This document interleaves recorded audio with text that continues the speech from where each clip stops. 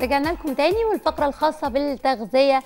وعايزة أقول لحضراتكم إنه الفقرة دي إحنا يعني الستات طول الوقت بتحبها وبتبقى عندها فضول إنها تتعرف على حاجات فيها، وفقرة ما بتخلصش زي ما بنقول، لأنه طول الوقت الستات اغلبها عاوزه تخس. يعني نادرا ما تبقى في ست عايزه تتخن، بس طول الوقت الستات عايزه تخس. لكن اكيد الست الحامل ليها وضع خاص، اكيد لما بتولد برضو الموضوع بيبقى مختلف. اللي بيعدي عليها بقى رمضان وهي حامل اكيد دي ربنا يكون في عونها. النهارده هنتكلم في كل ده. معانا النهارده بيشرفنا دكتور ايهاب ابو اليزيد، استشاري الغدد الصماء وعلاج السمنه وعضو الاكاديميه الامريكيه للطب التجميل بدون جراحه. اهلا بحضرتك يا دكتور، وعايزه اعرف يعني ايه طب التجميل بدون جراحه؟ اهلا بيك يا رب. طب التجميل بدون جراحه ده تخصص جديد بقاله حوالي 5-6 سنين. التخصص ده بيشتغل في كل حاجه تخص جمال السيده او الرجل بدون تدخلات جراحيه. يعني اي حاجه مثلا زي حد عايز يعمل فيلرز، بوتوكس، يكبر شفايف، الحاجات اللي هي ما فيهاش مشرط، ما فيهاش بنك. فده برانش جديد في الطب بقاله بره حوالي 20 سنه، بقاله في مصر حوالي دلوقتي 5 سنين، متخصص في هذه الجزئيه فقط. برضو بالنسبه للجسم لو في سمنه موضعيه، الحاجات دي كلها بعيدا عن الجراحه واوضه العمليات. باجهزه خاصه بحاجات كتير، يعني في اجهزه، في الفيلرز، البوتوكس، الحاجات اللي هي بتاعت التجميل الجديده اللي هي بتتعمل في 10 دقائق والشخص ما بيحتاجش فيها. لا بتكلم على التخسيس. بالنسبه للتخسيس في علاج السمنه الموضعيه طبعا انت حضرتك عارفه ان في اللي هو جراحات شفط الدهون والحاجات دي كلها. لا، في بقى حاجات اجدد من كده اللي هي بتعالج السمنه الموضعيه من غير جراحات، من غير ما اخش اوضه عمليات، من غير بنج والى اخره. وافكتيف يعني بتبقى بتجيب نفس النتيجه ولا؟ لا بصي، هو لازم اولا اختيار الحاله تكون صح. يعني لازم الشخص يكون يجوز له هذا الاجراء، وانه يكون بيعمل عدد جلسات كافي عشان يطلع النتيجه. انما هي طبعا مش اجراء قص ولزق بتخلص على طول. انما بالنسبه مثلا حاجه زي الكولد ليزر الجديد اللي موجود عشان السمنه الموضعيه، لازم اختار حاله تكون متوسطه السمنه مش كتير قوي، ولازم تتعمل اكتر من جلسه، ما بتجيش نتيجه من اول جلسه على طول. تمام. طيب ندخل في موضوعنا بقى، بنتكلم عن شهر رمضان، واكيد ستات كتير بتصادف انها تكون حامل في الشهر ده. فطبعا هو الامر بيتعلق بالفتوى اكتر، فكره ان هي لو عندها القدره على الصيام تصوم، لكن في الاولويه المصلحه للبيبي. لكن نفترض انه الست قررت انها تصوم، هل في نظام معين المفروض في الجزء الصغير وهي حامل تتبعه بقى في الكام ساعه اللي هي بتبقى فطرانه فيهم، وخصوصا لو كانت في اول الحمل او في اخره؟ تمام. هو طبعا زي ما حضرتك اتفضلتي واشرتي يا رب، في مراحل للحمل. المرحله الاولى اللي هي اول 3 شهور في الحمل، المشكله بتكون بتاعت الست ان بيكون عندها حاجه اسمها اميسيس جرافيديرم، او اللي بنسميها اللي هو موعان النفس بتاع الحمل. فدي غالبا لو صامت هتفطر من اول يوم، لان هي هيبدا يكون عندها قيء في الفتره الاولانيه. لو ربنا اعانها وبعد مراجعه طبعا دكتور النساء بتاعها، لان ما ينفعش تاخد القرار من نفسها، وقررت انها تصوم ربنا يعينها. اهم حاجه بالنسبه لنا الفتره اللي هي بتاعه الفطار بتاعتها، اهم حاجه السوائل. 70% من وزن الست او من وزن اي بني ادم او من شخص هو ميه، و70% البيبي ميه، يبقى انا معايا 140% ميه. فهي احتياجها من الميه هيكون عالي شويه، مع الاهتمام بتغذيتها السليمه. ولو اني ما افضلش برضو ان هي تصوم غير مع مراجعه دكتور امراض النساء اللي معاها رخصه. حضرتك قلت ميه، يعني ما قلتش عصاير، ما قلتش مشروبات، اي نوع من انواع المشروبات، قلت ميه. يعني في ناس كتير بتستبدل في الحقيقه، خصوصا لما تبقى حامل وحرانه تقول انا عايزه حاجه مسكره، فتستبدل الميه بسوائل ثانيه. تمام. هو حضرتك اي حاجه بتخش جسم البني ادم بتبدا بعد كده بنمتص منها العناصر اللي احنا عايزينها. فلو انا خدت مثلا عصير برتقال، الجسم بيمتص منه الميه وبيمتص منه فيتامين سي، فبيتحول في الاخر لميه. المشكله بتاعت العصاير في يا فندم ان احنا دلوقتي حضرتك شايفه رمضان حر ولع نار، فلو هي بدات ان هي تشرب عصاير كتير في الفتره اللي هي بعد مدفع الافطار، هتيجي تاني يوم عكس ما هي متخيله، تلاقي نفسها بتعطش اكتر، لان السكريات دي بتعمل لزوجه في الدم، فبتخليها محتاجه تشرب اكتر. فانا بهتم بالعنصر الاساسي هي الميه، تاخد معاها عصاير كتر خيرها، منتجات البان كتر خيرها، لكن اساسي ميه. لازم ميه في الحر ده بالذات عشان وهي البيبي. نيوترال كمان، مفيش كالوريز فيها، نو كالوريز خالص، فبالتالي مش هتاثر على الوزن يعني. تمام. دايما يقولوا انه الشهر الرابع، الخامس، السادس دول من اكتر الشهور الستيبل، يعني او ما فيهاش مشاكل قوي للست. فهل في الفتره دي برضو طبعا بمراجعه دكتور النساء، لو هي ما عندهاش مشاكل، ممكن في الفتره دي تصوم بيكون افضل يعني؟ تمام. هي بدايه من الشهر الخامس الرحم تقريبا بيطلع فوق السره، بيبقى على الليفل فوق السره، فبيبدا هنا يحصل مشاكل بقى، او بيحصل لها اعراض بشكل تاني. بيبدا الرحم يضغط على المعده، فهنا معدتها بتكون صغيره شويه، فهنا بتحتاج تاخد وجبات صغيره متكرره. ممكن برضو يجي لها نوع من انواع، مش هنقول قيء، بس هنا بيبقى بقى يعني انها جان بعد الاكل، لو خدت اي وجبه تقيله شويه بتبقى تقيله عليها، حموضه زايده، فهنا بتحتاج ان هي تاخد، ما ينفعش انها تاخد الفطار كوجبه واحده تقيله والسحور وجبه تقيله، لا هتحتاج تقسم الفطار على 2، السحور تقدمه شويه وتاخده برضو على مرتين لو نفع. لكن في الحر اللي احنا فيه، في الظروف دي تحديدا، احنا مش بنصوم في الشتاء دلوقتي، بنصوم في الصيف. يعني في الاغلب البيبي بقى يعني احتياجاته للميه اعتقد هتكون كبيره، فبالتالي مش عارفه يعني بالتالي بيبقى صعب ان الست تصوم. فهنفترض بقى الافتراض التاني، مش عارفه اخر شهور ليهم وضع مختلف ولا برضه هينطبق عليهم اللي حضرتك قلته، لكن نفترض ان الست هتفطر. ازاي الست تعدي مرحله الحمل بقى عامه يعني بشكل عام وتخرج منه وزنها مش زايد؟ شوفي، هو الحمل حاله خاصه، وخصوصيتها مش في ان انا ما بقلقش على الست الحامل ان هي يبدا يحصل لها نقص في عناصر، لا ده احنا بنقلق من زياده حاجات معينه. فاحنا اكتر الست الحامل بنحب نقول لها ايه اللي ما تاكلوش، مش ايه اللي تاكله. طبعا حضرتك عارفه لما اي واحده بتحمل بقى، خدي ده عشان خاطري ودي عشان البيبي، وبابا بياكلها وجوزها بياكلها وجيرانها بياكلوها، وفي الاخر تبقى قد كده ونبدا احنا اللي نحوس معاها. عارفه. فاحنا بنقلق على الحامل من الحاجات اللي بتاخدها، مش من الحاجات اللي مش هتاخدها. يعني ايا كان مستواها المادي هي هتتغذى في فتره الحمل. انما في حاجات يعني مش كتير من الناس تعرفها للاسف الشديد، بنفضل ان احنا نبعد عنها في فتره الحمل. هقول لحضرتك اول حاجه خالص، حضرتك عارفه ان دلوقتي بقى في نسبه تلوث عاليه قوي، ولقوا ان في البحار والاسماك بقى في نسبه زئبق عاليه شويه. فدايما بننصح الست الحامل لو هتاكلي سمك، وهم بيحبوا السمك قوي، يكون مره في الاسبوع مش اكتر من كده.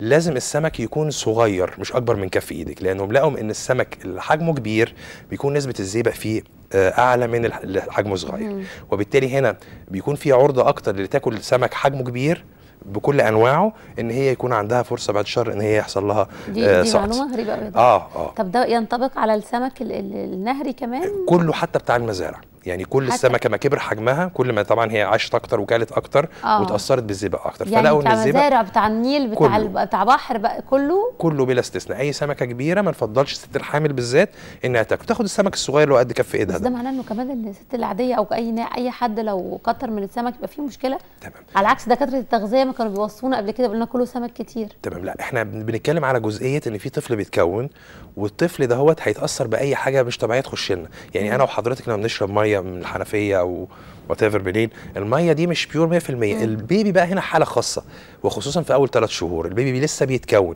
فاي كميه زئبق بالنسبه لي انا او بالنسبه لحضرتك مش هتاثر معانا خالص. انما بالنسبه لحاجه لسه بتتكون ملي في ملي، لا ممكن ان هي تبدا تعمل مشاكل. بصي احنا مش عايزين نخوف الناس، بس انا بدي اللي هو يعني الحقيقه، يعني ماكسيموم مره في الاسبوع، وسمك حجمه صغير، وسمك صغير حجمه صغير مش الحجم الكبير. نفترض البولتي الصغير مش اكتر من كده. جميل.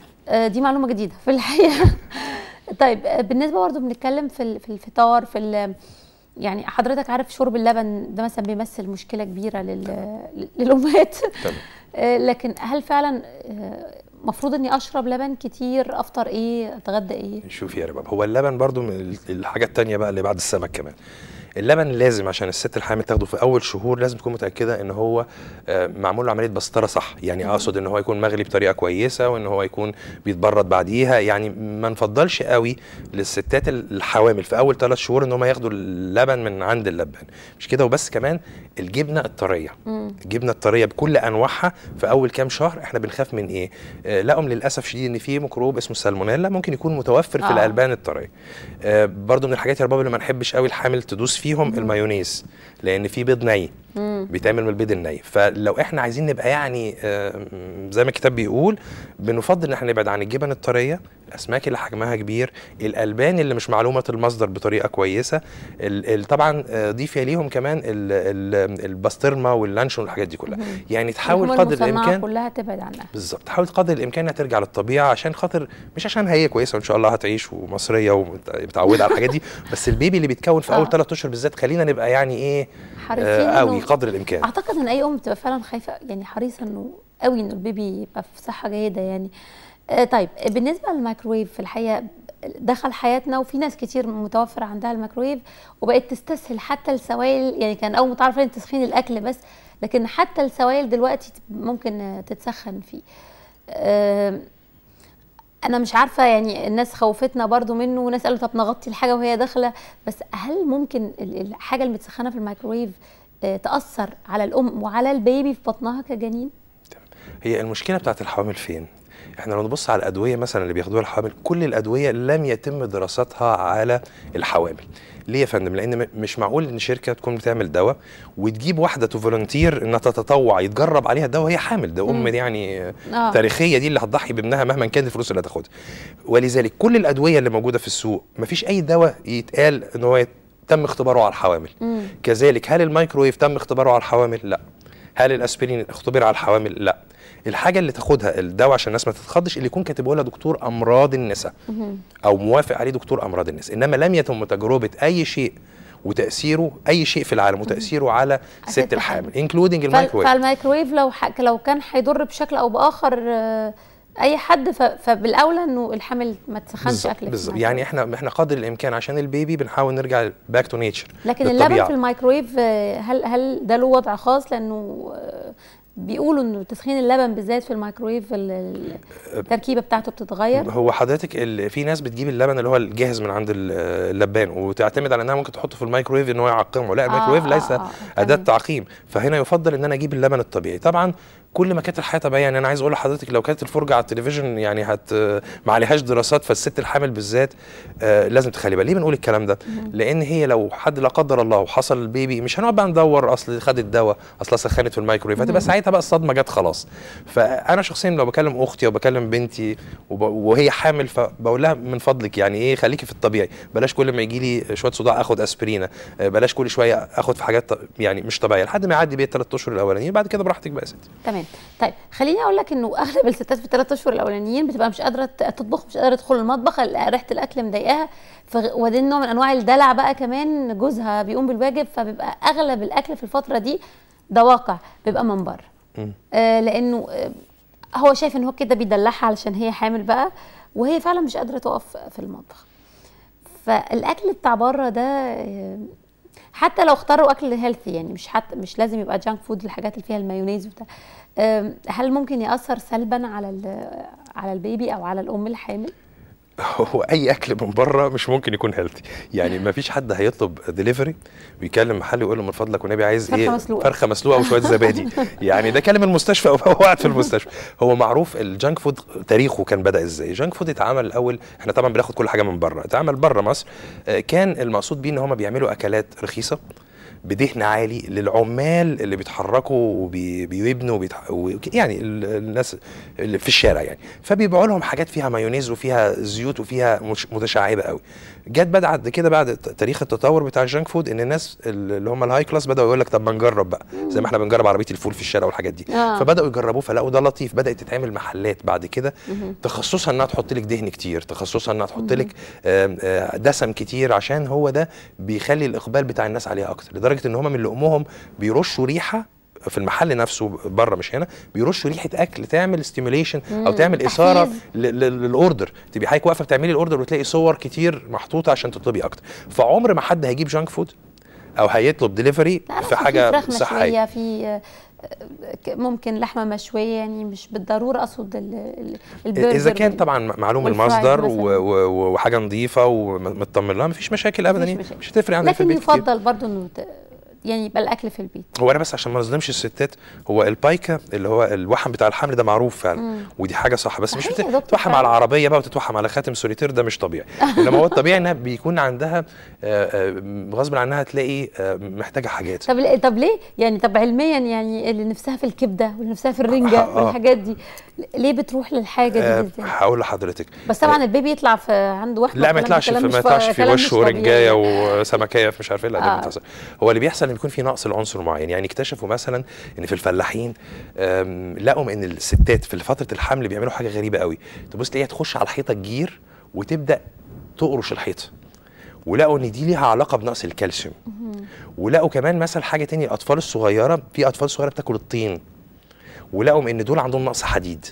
فالبني ادم بفطرته لما بيكون عنده نقص عنصر معين بيبدا يتجه لحاجات معينه. فغالبا هي لما بيبدا يجي لها الوحم وتحس ان هي عايزه حاجه معينه بيكون نقص في عنصر ما في جسمها، او حاجه نفسيه بقى طبعا هي يعني مرتبطه بيها او جت على بالها. ده اكيد حاجه نفسية. ده اكيد، ده طبعا ملوش اي علاقه بالحمل. بالوحم. طيب وكمان اللي عايز يساعد مراته اثناء الحمل ممكن يقف يطبخ هو عادي، يعني مش لازم يروح يجيب لها اكل من بره. بالنسبه لما بعد الولاده، يعني الطبيعي انه الست تبقى زادت كام كيلو، والطبيعي انها تخسهم في قد ايه؟ شوفي حاجه، هو المفروض علميا ان هي ما تزيدش في الحمل كله لحد اخر الحمل الا 12 كيلو. عمليا هي بتوصل في 20 و30 و40، وبنشوف ارقام طبعا وهميه. المشكله بتاعتها انها بتخش في كذا مرحله. اول مرحله في فتره الحمل كله بياكلها، وبعدين بعد الولاده بيجي حاجه اسمها بوست بارتم ديبريشن، بيجي لها اكتئاب ما بعد الولاده. بتاكل اكتر، بترضع، تاكل اكتر، فهي عماله تاخد في اكسس كالوريز لحد ما تلاقي نفسها جت البيبي بقى عنده سنه وتخنت قوي. طب هنبدا نعمل دايت، وبص تلاقيها راحت ايه البيبي التاني وراه. فلازم اعمل حسابي ان انا فتره الحمل بتاعتي تعدي عليا كلها ما اكونش زايد اكتر من 12 كيلو، بيبقى الامور معقوله قوي. صعب يعني في مجتمعنا بثقافتنا دي غالبا، يعني في ناس طبعا ما خلقت ربنا كده ما بيتخنوش، بس في الغالب للاسف بيبقى صعب، وخصوصا بعد ان ما تدخل في بيبي تاني وتلاقي تخن على تخن. النزول هنا بيبقى صعب قوي.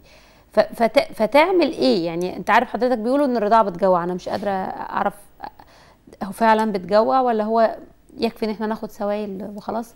بس المفروض انه الست تعمل ايه بالظبط؟ شوفي حاجه، البيبي في كل مراحله سواء كان وهو في الجنين في بطن الام او وهو بيرضع بياخد حقه تالت ومتلت. يعني هياخد مكوناته من جسم والدته.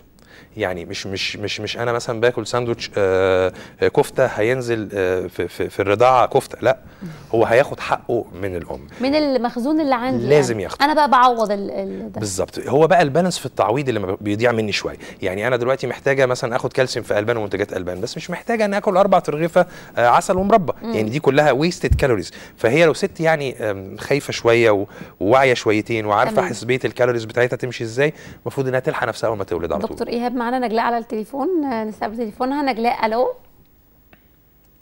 نجلاء، السلام عليكم. عليكم السلام ورحمه الله وبركاته. لو سمحتي ممكن بس اسال دكتور ايهاب معاكي طبعا، اتفضلي.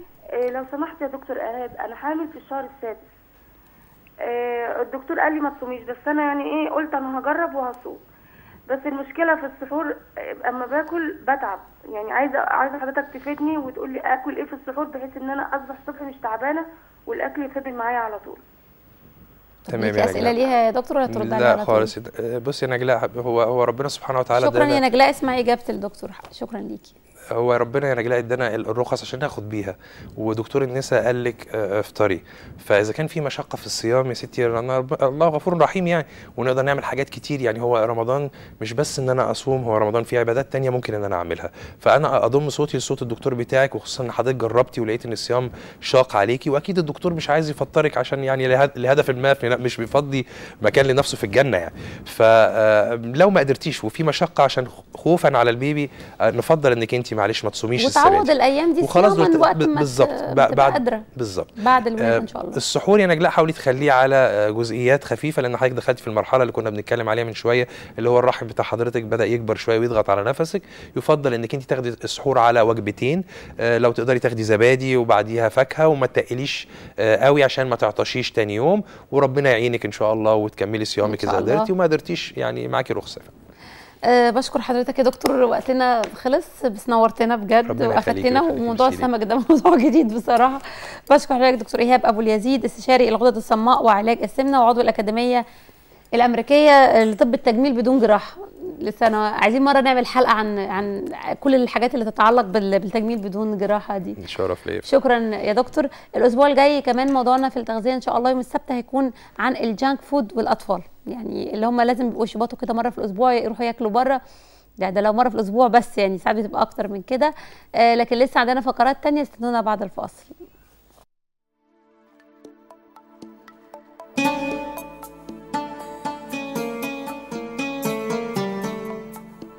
يميش رمضان.